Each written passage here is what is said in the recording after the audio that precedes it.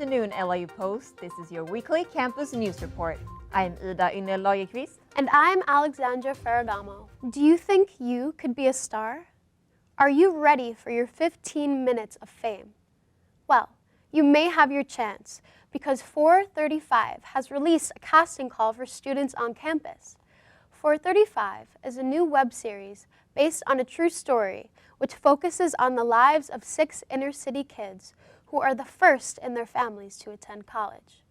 Writer Godwin Bordy and story creator Ramel Newlers plan to impact young adults with their story, referring to the series as a revolution on the series' official website. Taya Simmons, the director of the series, says, "It is so important to be creating a college series that is about real college experiences. There is so much that people don't talk about, what we go through." The campus held its first annual African-American Readin on Tuesday, February 25th. Matthew Valentino has more. Esteemed African-American poet David Mills visited LIU's Krasnoff Theater in Hillwood Commons to share his work with students in honor of Black History Month. Freedom was an experience knotted up and only known in the space between my ears. Hunched, my body is now a gray rainbow.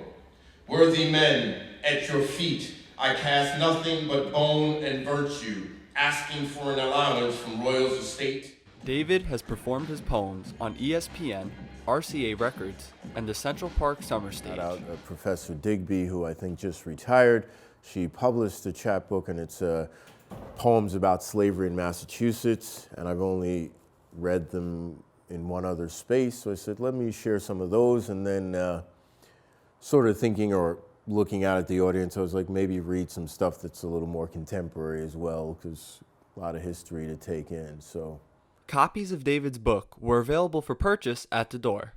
Reporting from Brookville, New York, I'm Matthew Valentino, Pioneer News. Students on campus were a no-show to a Democratic debate watch party held by the Student Activities Board on February 25th. Not a single student attended the event. Ashley Rodriguez, president of the Student Government Association, attributes the low attendance to politics being a touchy subject. A lot of students may not feel comfortable being in a politically charged environment, she said. Junior psychology major Sarah Wren agreed. Politics stress me out due to the polarity of the views, she said. Rodriguez hopes that more advertising for future events will help generate interest among students. Spring break is almost here. From March 9th to the 15th, students will have the opportunity to relax and take a break from classes.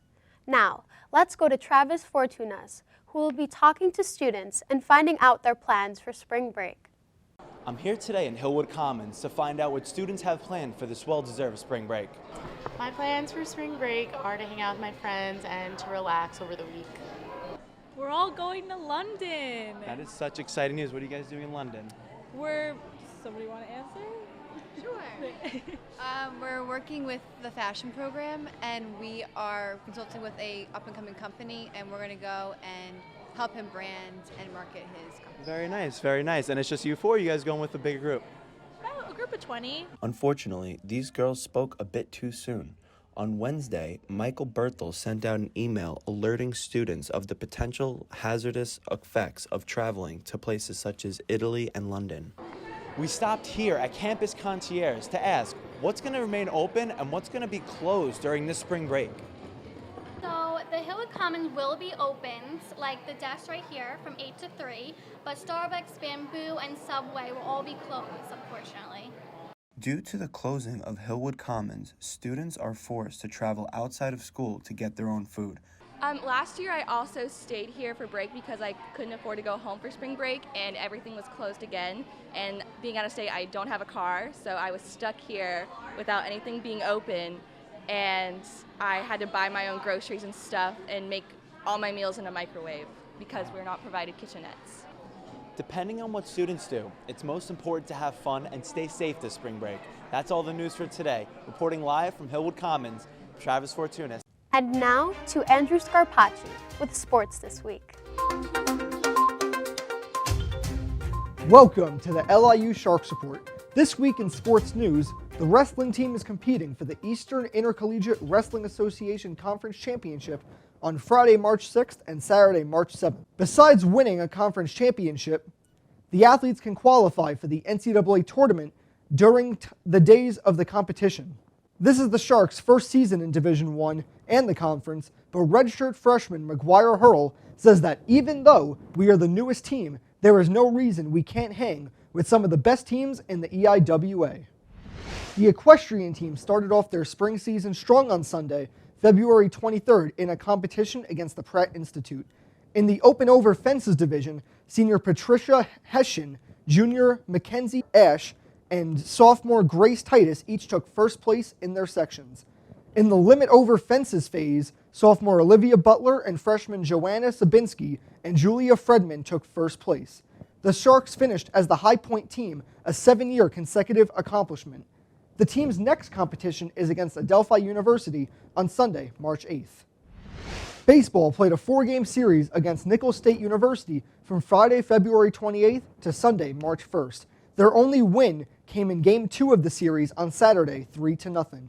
Joshua Loshern earned the win, going 5 scoreless innings, only giving up 3 hits and walks each while striking out 4.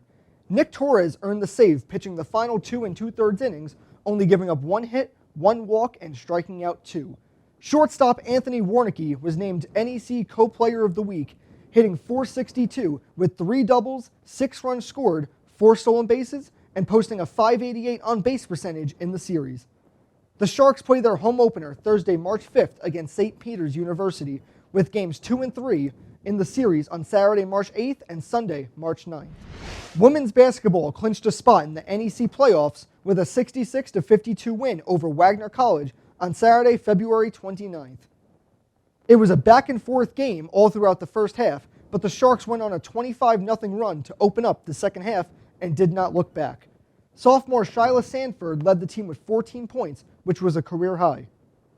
Quarterfinals for the NEC tournament will take place on Monday, March 9th. That's this week's Sharks Report. Now back to Alexandra and Ynner.